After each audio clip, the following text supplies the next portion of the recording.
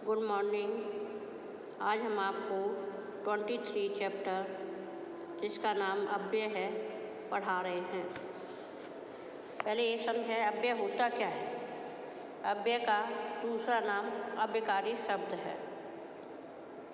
संज्ञा, सर्वनाम, विशेषण और क्रिया विकारी शब्द हैं, मतलब परिवर्तित होते रहते हैं।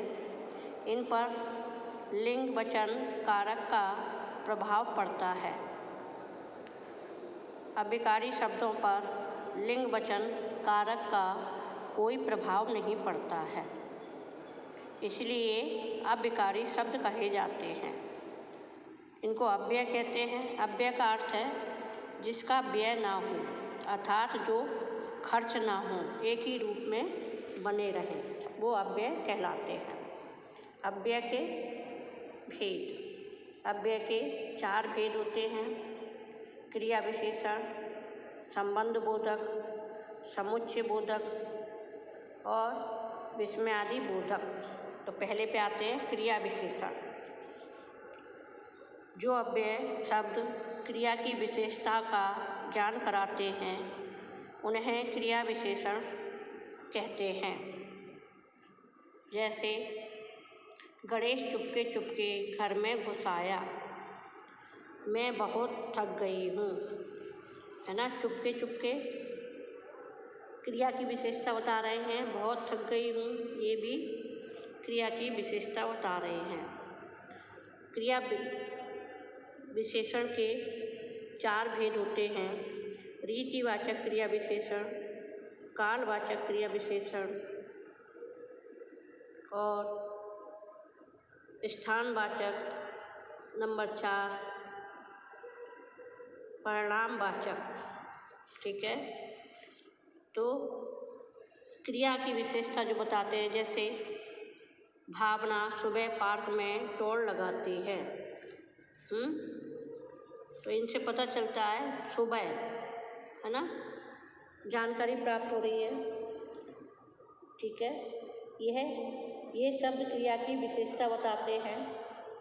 क्रिया की विशेषता बताने वाले ही क्रिया विशेषण हैं। पहले पे आते हैं रीतिवाचक क्रिया विशेषण हैं। ड्राइवर ने अचानक गाड़ी रोक दी, तो अचानक रीतिवाचक क्रिया विशेषण है। वे क्रिया विशेषण जो क्रिया की रीति से संबंधित विशेषता का ज्ञान कराते हैं। इसमें अनेक शब्द आते हैं: धीरे धीरे, अनाशय, सहज, जैसे तैसे, झटपट, हंसते हंसते, तरह, भांति, जैसे वैसे, एकाएक, सचमुच, आवश्यक, अवश्य आदि शब्द क्रिया विशेषण में आते हैं। सेकंड नंबर पर आते हैं कालवाचक क्रिया विशेषण। काल मतलब समय। जैसे आज विद्यालय का वार्षिक उत्सव है, तो आज समय का ज्ञान कराया जा रहा है।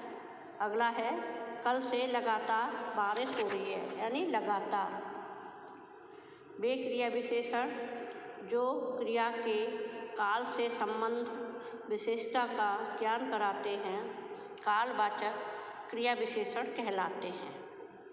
इनमें अनेक शब्द आते हैं: कल, परसों, जब, तब, तुरंत, पहले, दिन भर, प्रतिदिन, बहुधा, बारंबार आदि शब्द का प्रयोग किया जाता है। अगला है स्थानवाचक। स्थान मतलब जगह। जगह का इसमें ज्ञान कराया जाता है। ठीक है। ठीक है। स्थान जैसे आप यहाँ बैठ जाइए, यहाँ है, तुम भीतर आ जाओ। इस तरह जो स्थान का ज्ञान करा रहे हैं। जो क्रिया विशेषण क्रिया के स्थान से संबंध विशेषता का ज्ञान कराते हैं स्थानवाचक क्रिया विशेषण कहलाते हैं। इनमें अनेक शब्द आते हैं: पास, दूर, निकट, अंदर, बाहर, ऊपर, नीचे, दाएं, बाएं आदि शब्द का प्रयोग किया जाता है। अब अगला है प्रमाणवाचक क्रिया विशेषण हैं, जैसे थोड़ा कम बोला करो, देखो ज़्यादा मत हंसा करो। तो कम और ज़्यादा ये मात्रा का ज्ञान करा रहे हैं। ठीक है, तो जो क्रिया विशेषण क्रिया के परिमाण या मात्रा से संबंधित विशेषताओं का ज्ञान कराते हैं, उन्हें परिमाणवाचक क्रिया विशेषण कहते हैं। इनमें आदि शब्द आते हैं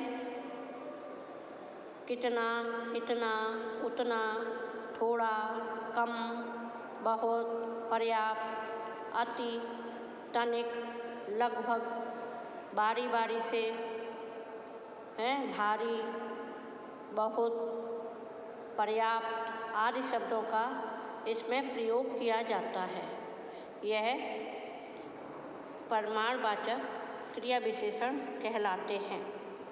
ठीक है, तो अब हम पहला पढ़ लिया, अब हम सेकंड पर हम अव्यय के दूसरे नंबर पर आते हैं, संबंध बोधक। संबंध जो अव्यय संज्ञा या सर्वनाम शब्दों का संबंध वाक्य के अन्य शब्दों के साथ जोड़ते हैं, उन्हें संबंध बोधक अव्यय कहते हैं।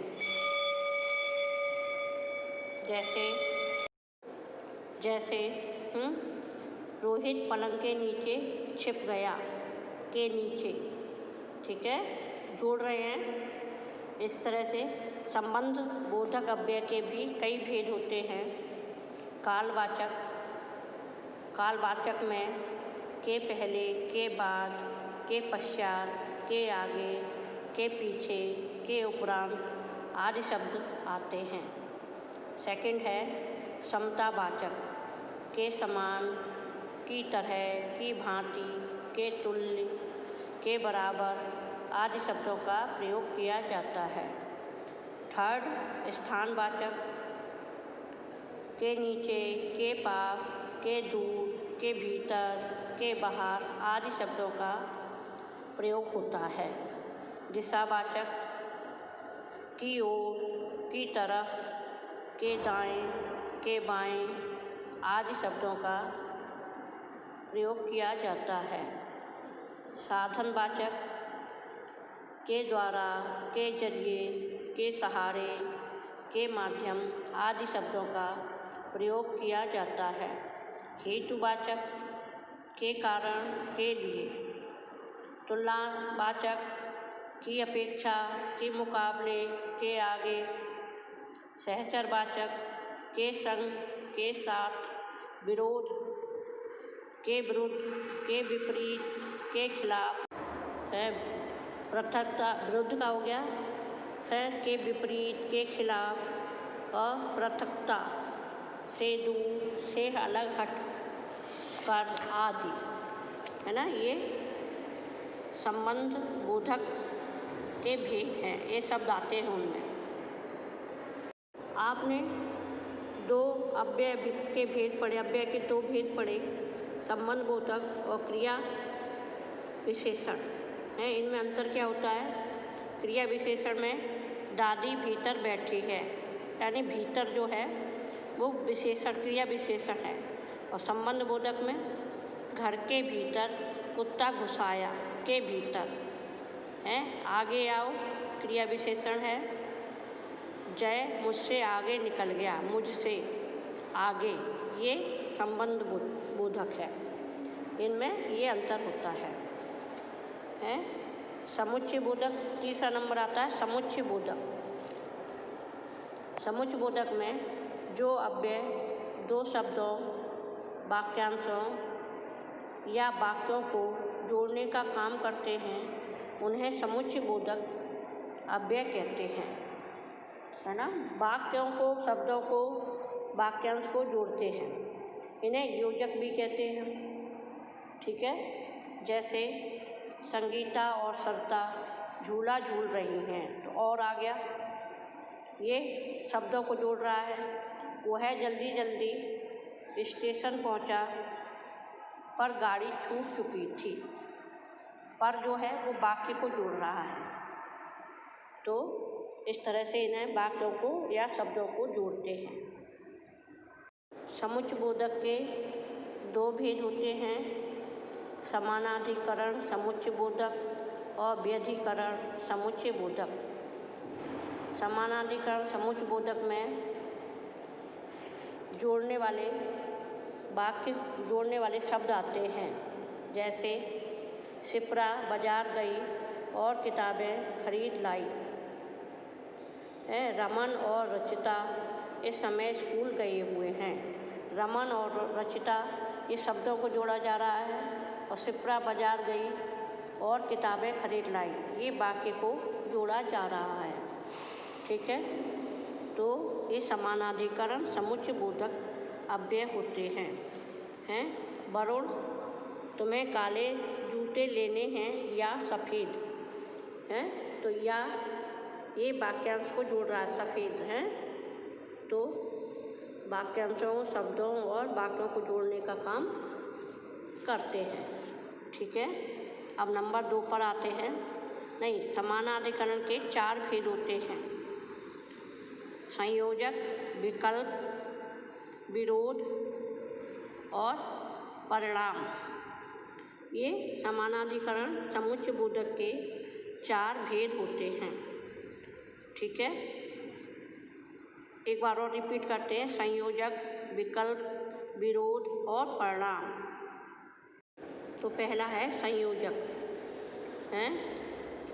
जो अव्यय शब्द 2 पदों या वाक्यों में संयोग प्रकट करते हैं उन्हें संयोजक समुच्चय बोधक कहते हैं। जैसे गिनी और मिनी जुड़वा बहनें हैं, तो इनको जोड़ा जा रहा है। अगला है विकल्प, जो अव्यय शब्द 2 पदों या वाक्यों में विकल्प प्रकट करते हुए उन्हें जोड़ते हैं, वो विकल्प समुच्चय बोधक कहलाते हैं। जैसे अथवा, या, कि, चाहे, आप ठंडा पिएंगे या गरम, तो या है जो विकल्प है, मतलब ठंडा पियो या गरम, एक मतलब चुनो, इनको चुनना होता है।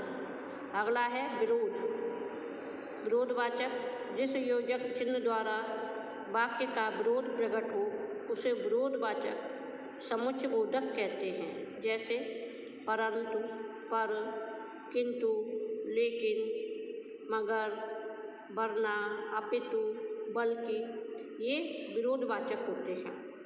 जैसे मुझे माँ ने नहीं बल्कि पापा ने डांटा है, तो माँ का उल्टा पापा हो गया, विरोध हो गया ना। तो ये बल्कि जो शब्द है ये विरोधात्मक होता है। ठीक है, अब आगे।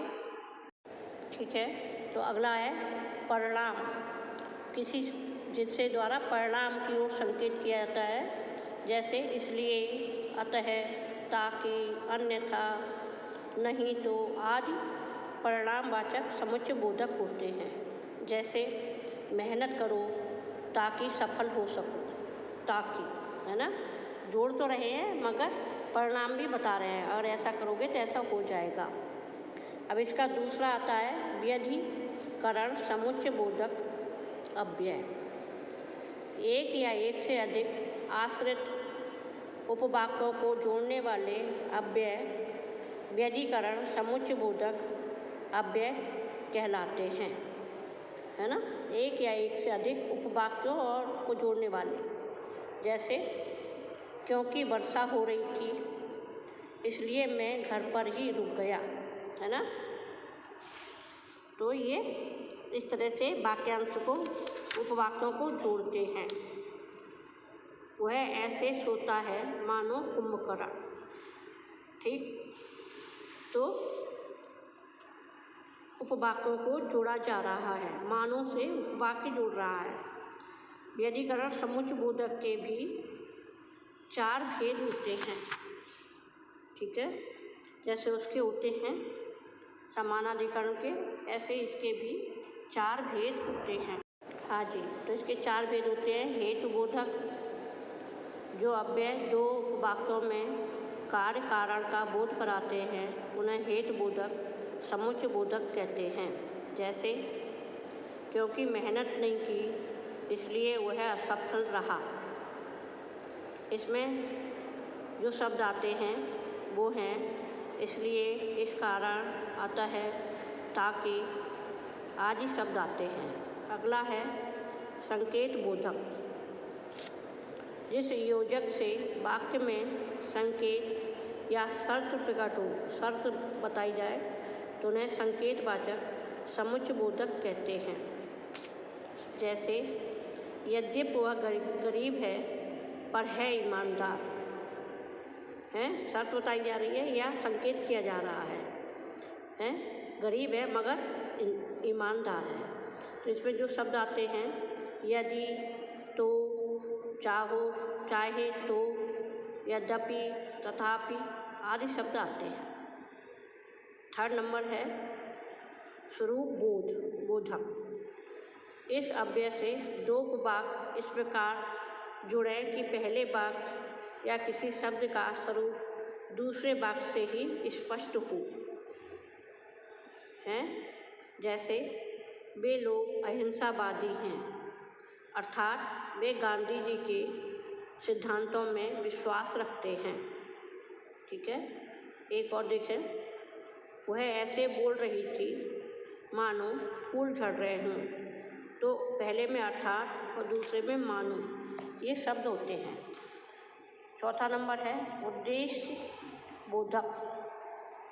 जो अव्यय दो उपवाक्यों को जोड़कर उनका उद्देश्य स्पष्ट करने का काम करते हैं उन्हें उद्देश्यवाचक समुच्चय बोधक कहते हैं। मतलब उद्देश्य पता चले है हमारा लक्ष्य क्या है। जैसे मुझे जल्दी जल्दी लिखना होगा जिससे कि पेपर पूरा हो सके। उद्देश्य है पेपर पूरा करना, तो क्या होगा, जल्दी जल्दी लिखेंगे तो पेपर पूरा हो जाएगा। ठीक है, अब हम अव्यय के चौथे भेद पर आते हैं, विस्मयादि बोधक। हैं विस्मयादि बोधक क्या होता है? जो अव्यय हर्ष, विस्मय, घृणा, ग्लानि, पीड़ा, दुख आदि मनोभावों का, यानी मन के अंदर जो भाव होते हैं उनका ज्ञान कराते हैं, उन्हें विस्मयादि बोधक अव्यय कहते हैं। ठीक है, जैसे ओह तो तुम यहाँ हो, हैं, या छी छी कितनी गंदगी है, ये हमारे मन के अंदर होते हैं, वो बाहर आ जाते हैं। ठीक है, तो विस्मयादि बोधक अव्यय के भेद हैं। तो विस्मयादि बोधक के भेद होते हैं, पहला है विस्मय। विस्मय हो, आश्चर्य हो जिसमें, वो विस्मय बोधक होता है ना। पहला विस्मय, तो इसमें शब्द आते हैं ओह, हैं, अरे, क्या। दूसरा नंबर है हर्ष बोधक, जिसमें खुशी प्रकट हो, वाह, आहा, बहुत अच्छा, ओह, बहुत खूब, शाबाश, है, वह क्या स्वादिष्ट खीर है। तो ये प्रसन्नता प्रकट करते हैं।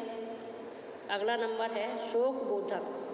जब हम दुखी होते हैं तब भी हमारे मन के भाव प्रकट होते हैं, जैसे हाय, हा, हे राम, उफ, आह, हे राम, यह क्या हो गया। जब दुखी होते हैं तो हमें ऐसे शब्द मुँह से निकल जाते हैं। तिरस्कार, किसी का अपमान करना या घृणा करना, इनमें ये शब्द प्रयोग होते हैं धिक, हट, धत, छी, धिक्कार, है, ये घृणा बोधक होते हैं। जैसे हट, मैं तुझसे बात नहीं करता, घृणा भी है और तिरस्कार भी है। अगला है स्वीकृति बोधक। हम किसी को स्वीकार करते हैं तो हाँ, अच्छा, ठीक, हाँ जी, है, किसी बात को या कोई बुलाता है तो हम उसको पास जाते हैं तो हम इन शब्दों का प्रयोग करते हैं। अच्छा, आप भी साथ में आए हैं, आप भी साथ में आए हैं, हैं? अगला है संबोधन। किसी को बुलाते हैं तो हम इन शब्दों का इस्तेमाल करते हैं। हे, अरे, ओ, ए, अजी, हैं? जैसे अजी जरा रुकिए, किसी को भला हम रोक रहे हैं तो उसे दूर है हम तो बोलते हैं, उसको बुलाते हैं, पुकारते हैं। अगला है आशीर्वादक, आशीर्वाद बोधक।